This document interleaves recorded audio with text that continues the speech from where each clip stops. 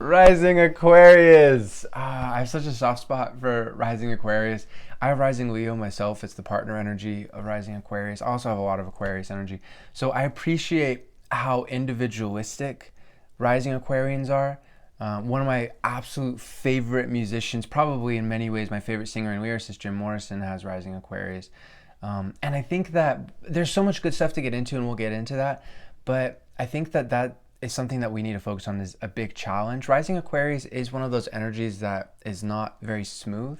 A lot of people don't necessarily see it this way, but I've been studying for 10 years, and I think in the first couple years, I realized, there's a pattern here. Those with Rising Aquarius experience some big challenges when it comes to themselves, either being discouraged from being themselves by other people not understanding them, and it could be more so in childhood rather than life in general. But still, there can be that challenge of knowing oneself. Not It's tricky because Rising Aquarians know themselves really well, but there is a kind of openness to there's kind of a permeability when it comes to relating to other people, not necessarily on a one-to-one level, like say Rising Libra, another quite challenging, a little rough bit of an energy.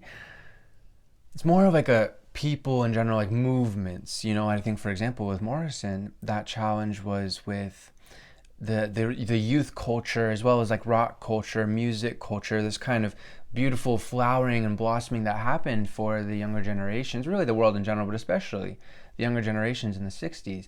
And trying to figure out, like, how do I fit in here, but also like, how am I a unique individual? There can be a weird thing there where it's like how like I myself is united with this collective, but also I'm myself. So what level, where do I end, and the symbol of me begins, and my inclusion with the collective, it can be a little bit challenging with that. And I think that with this challenge, a lot of Rising Aquarians get caught up in addiction. That's very common. I mean, Morrison died from it. I believe Janice Joplin too had Rising Aquarius. It's been a while since I've seen her chart. I'm almost certain though, and died of addiction. David Bowie thankfully lived. I mean, not to a very long age, but with his Rising Aquarius, he was addicted, I believe, to cocaine in the 80s, maybe alcohol as well. So this is Mac Miller. It's tragic. Like, also another beautiful Rising Aquarius. So I think that's one of the biggest things is whether it's not treating your body right as per making sure you're getting enough sleep, or making sure that you're eating right, or making sure that you're not abusing drugs.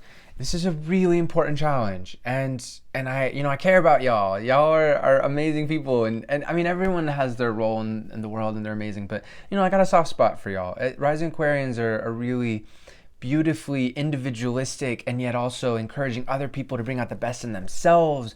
Rising Aquarians are some of the most evolutionary people. They go onto the front lines of thought and of consciousness and taking these to the next level. So many people don't understand that about Jim Morrison, where he really, like, if you look at interviews and if you go deep, there's so much more than just him posing. And he hated that later on in his life, of like, oh God, some people just see me as this kind of like rock sex god. And like, that's all well and good.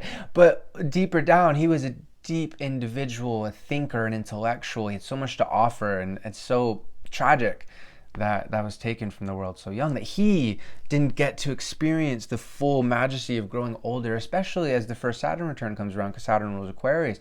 There's a beautiful thing for everybody with their rising energy where they really become their rising energy, and in particular with Rising Aquarius, that there's a coalescing, there's a stuff, as a person, a person comes together all the more so with this rising energy, although again, with any rising energy around the Saturn return. But you'll really find out who you are at a whole other level, especially with Rising Aquarius, with your Saturn return. You'll get a better focus for what you want to do with your life. So I just want to encourage you to continue to be your unique self, to continue to be weird and eccentric, and people might go, at first, but eventually they start copying you, and you make a huge impact on the world, and it's a beautiful thing, and you are a beautiful person. And so I encourage you to see yourself with that kind of love and with that kind of acceptance, no matter how individualistic you might be. In fact, because of your individualism, that is one of the most special things about you, and how you bring out the best in yourself to bring out the best in humanity.